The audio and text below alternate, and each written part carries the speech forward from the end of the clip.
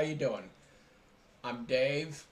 Wanted to take a few minutes today to show you what's going on with the game.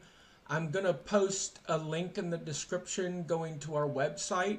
I'm just starting to build a wiki that will have all the rooms there. But let's go and I'll show you what we've been working on. One of the things I'm making the rules look better is one of my focuses, but I've done a couple things. I've created a random normie chart, helps you determine the age, the wealth, the relative abilities by age. You know, you determine, okay, oh, it's an adult. Then you do step two, what's its class? Oh, it's middle class. And then you determine the relative abilities by the age. I don't know why I said by the age. So let's fix that right there. And then that lets you basically really quickly, instead of rolling, say, percentile for each of the abilities, when you need an ability, you roll on a 1d6, divide it by 2, and okay, that ability's average. So, you know, and I've limited it to where like the normal people are going to be like the lawyers and the bankers. So they're not going to be heroic or super heroic, demigod. So let's go look at the next change. I did a similar thing for the thug, right? So this basically, you're probably going to get in a fight with these guys and you're probably going to use magic powers or things like that. Basically, you determine their age, you determine their mental ability. You roll a 1d6. You don't need to roll the percentiles. You don't have to look things up to see if it's feeble, whatever. It just tells you strength and then agility. This kind of tells you, if you need it, how high up the chain they are in the organization chart. Okay? I put in the random event chart, you know, 50, 60. When you roll that on percentile dice, you then roll on this and it'll tell you, okay, what kind of event was it?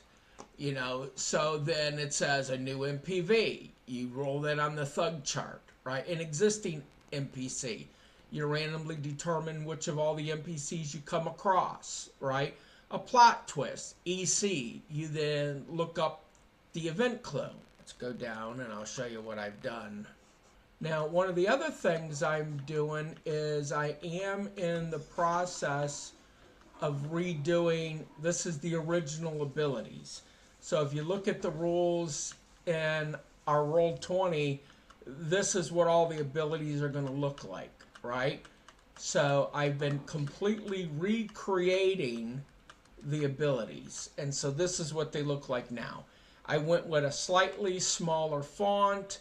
I went in and I edited some of them so far. If you notice, I'm up to like number 26. Now I'm putting them in the order that I'm putting them in with our power genre, right? So I've broken the powers up in a list, so that way if you're like, you know what, I need a defensive power, you can come here, and this is listing all the defensive powers. If you need an offensive power, you come here. If you need a control power, you come there. You know, the other ones are going to be, you know, one that impacts yourself, like healing.